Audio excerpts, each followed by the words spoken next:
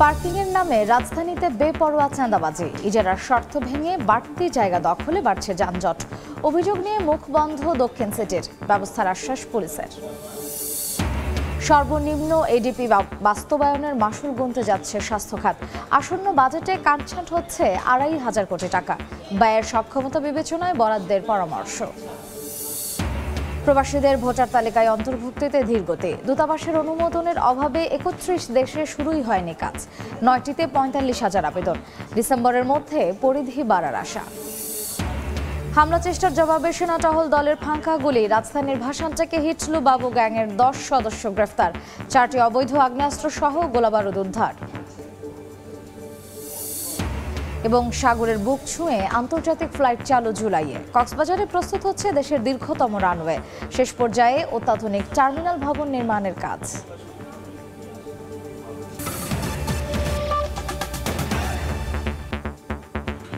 সময় সংবাদের সঙ্গে আছি আমি মার্জিয়া শ্রেয়া।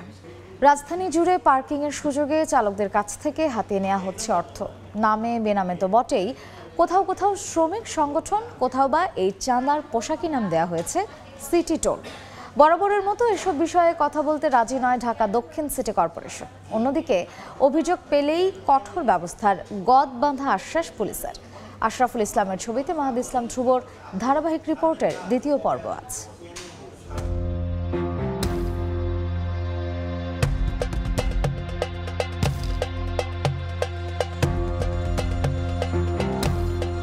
পার্কিংয়ের নামে চাঁদা আদায় সবারই জানা, কিন্তু পার্কিং না করে শুধু সড়ক ব্যবহারের জন্য চাঁদা দেওয়ার নজির ঘটছে দক্ষিণ সিটি কর্পোরেশনের নাকের ডগায়। বছরের পর বছর ধরে তুঘলকে কাণ্ড জারি আছে গুলিস্তান স্টেডিয়াম মার্কেটে।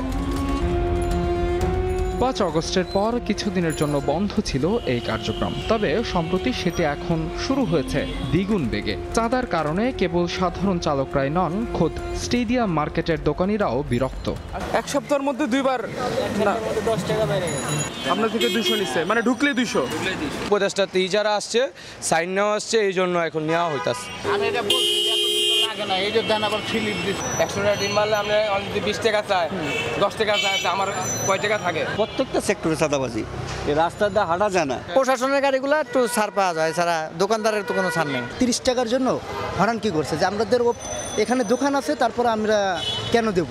অভিযোগ আছে জাতীয় ক্রীড়া পরিষদ স্টেডিয়াম মার্কেটের গেটগুলোতে ইজারা দিলেও তাদের শর্ত মানছে না ইজারাদার। কিসের টাকা নিচ্ছে? ইজারা দিছে। হ্যাঁ, ইজারা। কিসের ইজারা? জাতীয় ক্রীড়া পরিষদ। যদিও কর্তৃপক্ষের দাবি তারা এসব বিষয়ে কিছুই জানে না। আমরা এই তথ্যগুলি ভেরিফিকেশন করব, ইজারাদারকেও আমরা সরাসরি জানাবো, তাদের কাছ থেকে একটি তথ্য, একটি বক্তব্য আমরা শুনব। গিয়ে যদি আমরা কোনো ধরনের ইজারার শর্তের কোনো ব্যত্যয় পাই, অবশ্যই আমরা আইনগতভাবে অগ্রসর হব।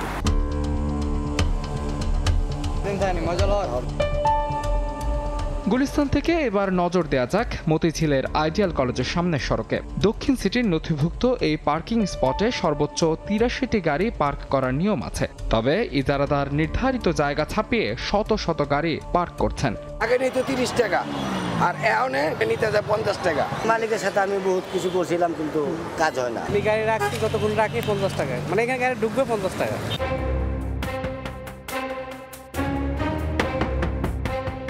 একই দশা চলছে নিউ মার্কেটেও। ফলে দিনভরই যানজটে নাকাল হন আজিমপুর ও সায়েন্স ল্যাব রুটে চলাচলকারী লাখো মানুষ। এসব বিষয়ে কথা বলতে রাজি নয় দক্ষিণ সিটি কর্পোরেশন, যদিও পুলিশ বলছে চাঁদাবাজির অভিযোগ পেলে ব্যবস্থা নেবেন তারা।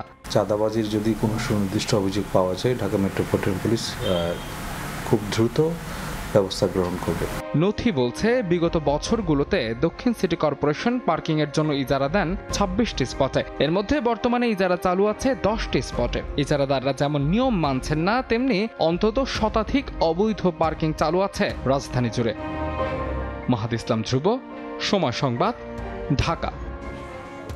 আগামী বাজেটে স্বাস্থ্য খাতের উন্নয়নে ব্যয় কমাচ্ছে সরকার, যার পরিমাণ হতে পারে ২৫০০ কোটি টাকা।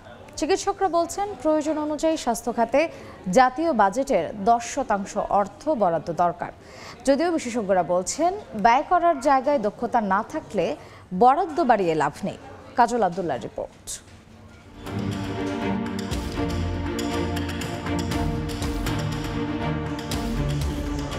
স্বাস্থ্য ঝুঁকিতে সব শ্রেণীর মানুষ। ঊর্ধ্বমুখী রোগীর সংখ্যা, চাপ বাড়ছে হাসপাতালগুলোতে। তথ্য বলছে উচ্চ রক্তচাপ, হৃদরোগ, ক্যান্সার, ডায়াবেটিসের মতো অসংক্রামক রোগেই মারা যাচ্ছে দেশের ৭১% মানুষ। জনগণকে যথাযথ স্বাস্থ্যসেবা নিশ্চিত করতে জাতীয় বাজেটে দেশের জিডিপির অন্তত ৫% ব্যয় করার সুপারিশ রয়েছে বিশ্ব স্বাস্থ্য সংস্থার। চিকিৎসকরা বলছেন, বাংলাদেশের বাস্তবতায় এই বরাদ্দ মোট বাজেটের 10% রাখা প্রয়োজন। গুরুত্ব দিতে হবে রোগীর ব্যয় কমাতে। রোগটা হয়েছে সেই সময় চিকিৎসা না করে যদি আমরা একটু প্রতিরোধ করতে পারি, আমরা যদি প্রিভেনশনটা করতে পারি যে এই রোগটা না হওয়ার জন্য কী করা যাবে, সেখানে কিন্তু আমাদের একটু নজর দিতে হবে। কারণ আমরা যদি নন কমিউনিকেবল ডিজিজগুলো নিয়ে যদি আমরা ভাবি, সেই ডিজিজগুলো এখন ভয়াবহ রূপ। আমাদের প্রত্যেকটা ঘরে ঘরে ব্লাড প্রেশার, হাইপারটেনশন, অনেক বেশি ডায়াবেটিস, হার্টের সমস্যা, এখানে কিন্তু আমাদের রোগীদের ব্যক্তিগত খরচ অনেক বেড়ে যায়।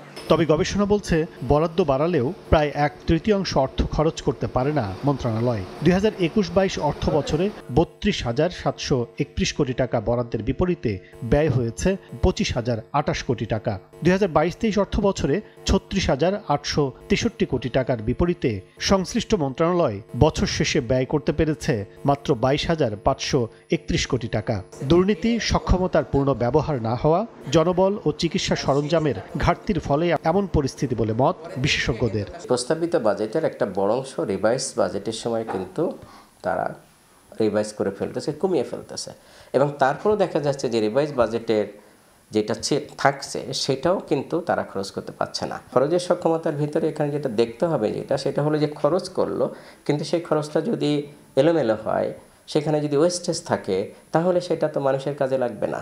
সেইটা আগে এফিশিয়েন্টলি খরচ করো, সেইকার লিকেজগুলো বন্ধ করো, তারপরে তুমি পুরোটা খরচ করো, এবং তারপরে তুমি আমার কাছে বেশি চাইবা। চলতি অর্থ বছরে বার্ষিক উন্নয়ন কর্মসূচি এডিপিতেও স্বাস্থ্য প্রকল্পে অর্থ ব্যয় করতে না পারায় আগামী অর্থ বছরও কমছে বরাদ্দ। প্রায় 2,500 কোটি টাকা কমে প্রকল্পে ব্যয় বরাদ্দ ধরা হয়েছে 18,148 কোটি টাকা। কাজল আব্দুল্লাহ, সময় সংবাদ, ঢাকা। প্রবাসী বাংলাদেশিদের ভোটার করতে 9 দেশে কার্যক্রম চালাচ্ছে নির্বাচন কমিশন। 40 দেশে এই কার্যক্রম চালুর কথা থাকলেও গতি নেই সেই কাজে, কেননা 31টি দেশের দূতাবাসের অনুমোদনই মেলেনি এখনো। তবে এনআইডি উইং এর মহাপরিচালক জানালেন, ডিসেম্বরের মধ্যে নতুন করে 12 দেশে কাজ শুরু হবে।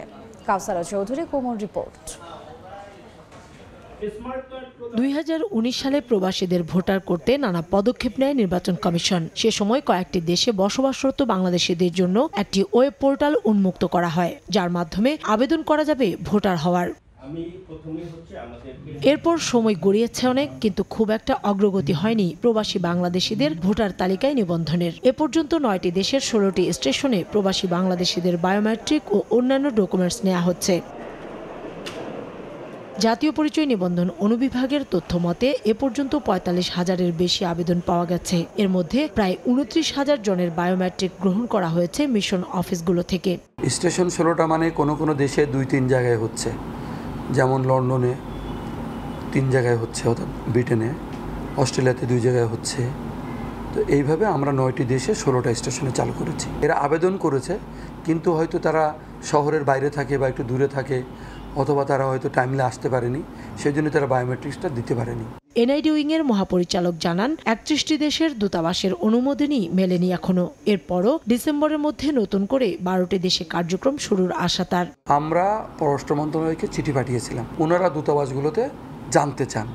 দূতাবাসগুলো যখন ক্লিয়ারেন্স দেন তখন ওনারা আমাদেরকে জানানোর পরে আমরা ইকুইপমেন্টস রেডি করি, তারপর আমরা এই যে প্রক্রিয়ায় এবার এই 2টো দেশ করলাম, এভাবে আমরা করি। তো আমরা কোনো দেশ থেকে আর ক্লিয়ারেন্স পাইনি। ডিসেম্বর না, তার মানে তো এখনও 6 মাস, আরও নতুন 10-12টা, এটা সম্ভব হবে। প্রবাসীদের ভোটার হতে সময় বেশি লাগছে কেন, এমন প্রশ্নে তিনি জানান, দূতাবাস ও নির্বাচন কমিশন 2 জায়গায় এই বিলম্ব হচ্ছে। এরপরও স্বল্প সময়ে সেবা দিতে তৎপর ইসি। সে যে বাংলাদেশি তদন্ত করার পরে যেগুলো আপডেট হয়ে যায় বা সঠিক থাকে, এগুলো এরা এখান থেকে আপডেট করে দেয়। যখন ওদের এন্ডে যায়, ওরা কিন্তু ঠিক ওই সময়ই সবাই যে আপলোড করে দেয় তা কিন্তু না, ওদের এন্ডেও কিছু সময় দেরি হয়। কাউসারা চৌধুরী, কুমু, সময় সংবাদ, ঢাকা। রাজধানীর ভাসানটেকে বিশেষ অভিযানে হিটলু বাবু গ্যাংয়ের 10 সদস্যকে অস্ত্রসহ গ্রেফতার করেছে সেনাবাহিনী। এই মুহূর্তে ভাসানটেকে আছেন রিপোর্টার আলতাফ হোসেন, সরাসরি যাচ্ছে তার কাছে। হিটলু বাবু গ্যাংয়ের সদস্যরা রাজধানীর এই ভাসানটেক এলাকায় দীর্ঘদিন ধরেই আসলে বিভিন্ন ধরনের অপকর্মে লিপ্ত ছিল, বিশেষ করে সন্ত্রাসবাজি, চাঁদাবাজি, চুরি, ছিনতাইসহ নানা ধরনের অপকর্ম করে আসছিল বিভিন্ন এই ভাসানটেক এলাকার বিভিন্ন অঞ্চলে। এবং তারই প্রেক্ষাপটে আসলে এলাকাবাসী দীর্ঘদিন ধরে অভিযোগ জানিয়ে আসছিল এবং তারা অতিষ্ঠ হয়ে উঠেছিল তাদের এই অপকর্মের কারণে। অবশেষে গোয়েন্দা তথ্যের ভিত্তিতে তারা গতকাল রাত্রে 2:30টার দিকে একটি বিশেষ অভিযান চালায় সেনাবাহিনী এবং সেই অভিযানে মূলত এই হিটলু গ্যাংয়ের যে লিডার হিটলু বাবু, তার সদস্য সহ 10 জনকে গ্রেফতার করা হয়েছে এবং এই মুহূর্তে আমরা দেখছি যে তাদেরকে আটক করে রাখা হয়েছে এবং সেই সাথে তাদের সাথে যে 4টি আগ্নেয়াস্ত্র এবং দেশীয় অস্ত্রসহ বেশ কিছু সরঞ্জাম কিন্তু উদ্ধার করা হয়েছে এবং সেই সদস্যদের আসলে সহযোগী হিসেবে আরও 8 জনকে আমরা গ্রেফতার হতে দেখেছি এখানে, তাদেরকে আটক করে রাখা হয়েছে। এবং গতকাল রাত্রে 2:30টার দিকে মূলত ক্যাপ্টেন মুশফিক এবং উপক্যাপ্টেন শারহানের নেতৃত্বে এই বিশেষ অভিযানটি পরিচালনা করা হয় এবং এই অভিযান তা সেনাবাহিনী দাবি করছেন যে সফল অভিযান পরিচালিত হয়েছে। এতে এলাকাবাসী স্বস্তির ফিরে এসেছে এলাকাতে। এই ছিল এখান থেকে সর্বশেষ খবর। হিটলু বাবু গ্যাং গ্রেফতারের সবশেষ জানতে সরাসরি ছিলাম ভাসানটেক থানায়। দেশে উচ্চগতির ইন্টারনেট সেবা দিতে আনুষ্ঠানিক যাত্রা শুরু করল স্টারলিংক। সকালে এ তথ্য জানান প্রধান উপদেষ্টার বিশেষ সহকারী ফয়েজ আহমদ তৈয়ব।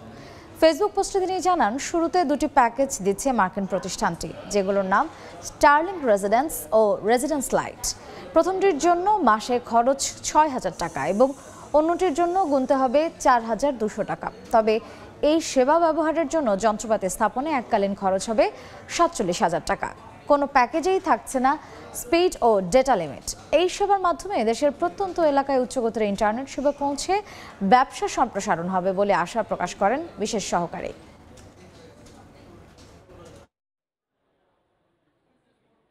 বিএনপির প্রার্থী ইশরাক হোসেনকে ঢাকা দক্ষিণ সিটি কর্পোরেশনের মেয়রের দায়িত্ব বুঝিয়ে দেওয়ার দাবিতে 6ষ্ঠ দিনের মতো নগর ভবনে বিক্ষোভ করছেন সমর্থকরা।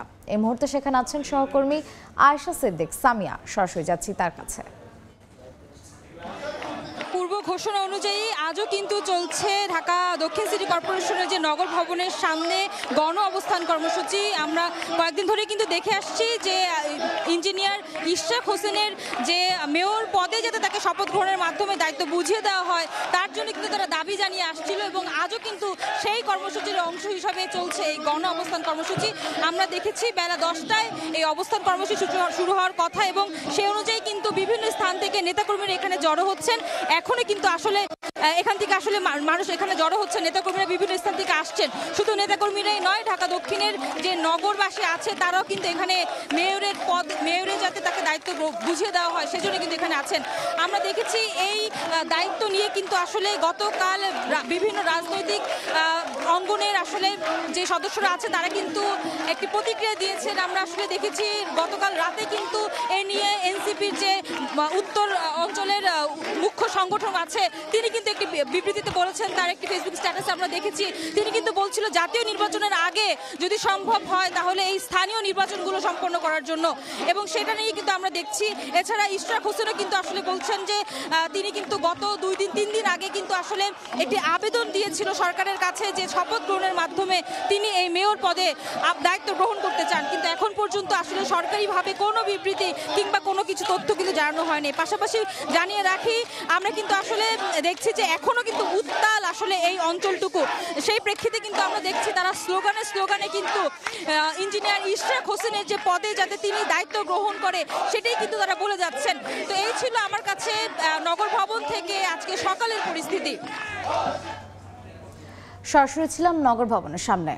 জ্যাপ বাতিল করে ইমারত নির্মাণ বিধিমালা পুনর্বহালের দাবিতে রাজুক ভবন ঘেরাও কর্মসূচি পালন করছে Dhaka city land owners association.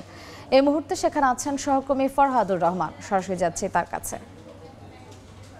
শহরের ইমারত নির্মাণ বিধিমালায় বিশদ অঞ্চল পরিকল্পনা বা ড্যাব প্রণয়ন হয়েছিল রাজুকের দ্বারা এবং সেটিকে বৈষম্যমূলক বলে যেটি আমরা দেখতে পাচ্ছি রাজুক ভবনের সামনে সকাল থেকে আজকে এই ঢাকা সিটি ল্যান্ড ওনার্স অ্যাসোসিয়েশনের ব্যানারে ঘেরাও কর্মসূচি পালন করা হচ্ছে এবং এখানে আমরা দেখছি ঢাকা শহরের বিভিন্ন জায়গার যারা ল্যান্ড ওনার্স আছেন তারা একত্রিত হয়েছেন এই কর্মসূচিতে তারা একাত্মতা পোষণ করেছেন এবং তারা যেটি বলছেন যে ড্যাব যে বিধিমালা বা যেই আইনটি প্রণীত হয়েছে সেটি বৈষম্যমূলক। তারা বলছেন যে ঢাকা শহরের কোনো একটি অঞ্চলে 20% অঞ্চলে সেই বিধিমালা বাস্তবায়ন হয় না, 80% অঞ্চলে উচ্চতা নির্ধারণ করে যেটি দেওয়া হয়েছে সেটি বৈষম্যমূলক। তারা বলছেন যে পুরো একটা ভবন 10 তলা আবার তার পাশের ভবনে 5 তলা সেটি চরম বৈষম্যমূলক এবং এই দাবি তারা করে তারা এটি বাতিল চাচ্ছেন। তারা তার পরবর্তীতে তার বিপরীতে তারা চাচ্ছেন ইমারত নির্মাণ বিধিমালা 2008-এর বাস্তবায়ন এবং সেই দাবিতে তারা আমরা দেখছি যে সকাল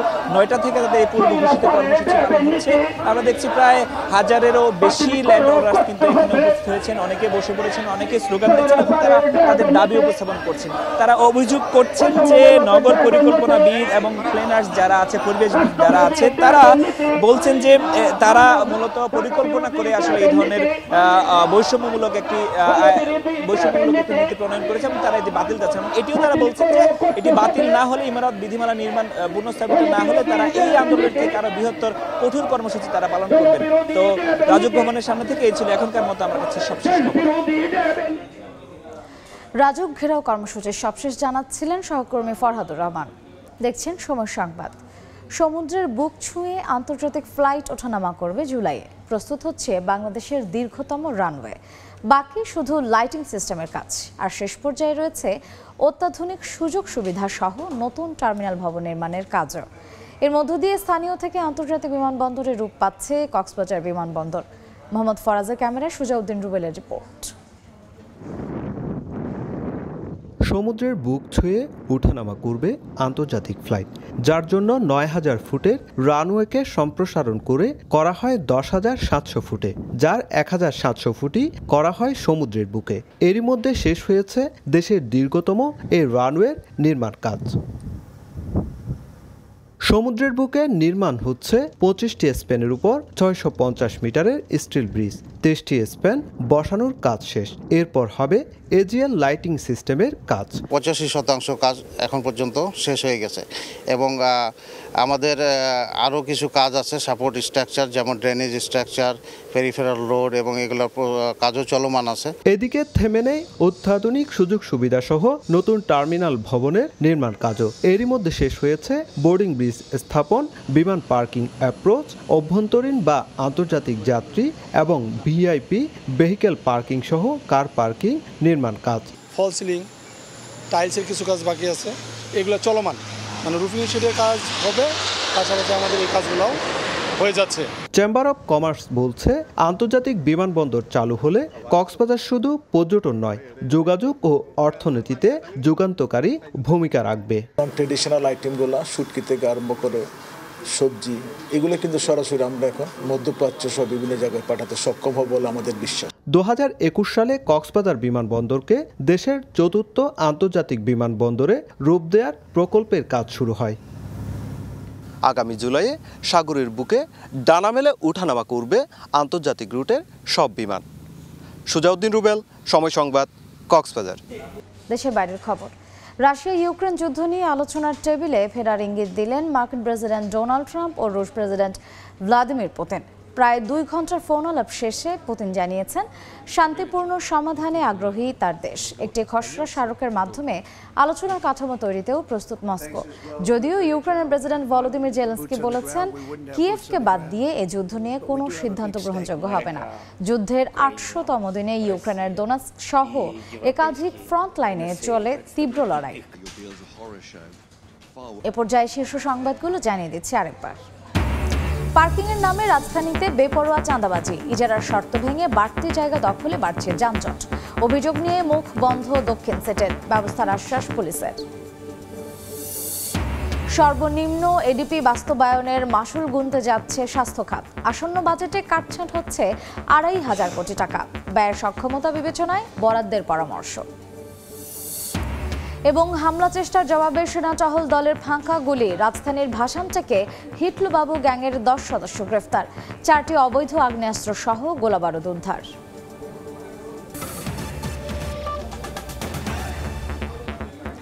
এ ছিল সময় সংবাদের, সঙ্গে থাকুন সময়ের।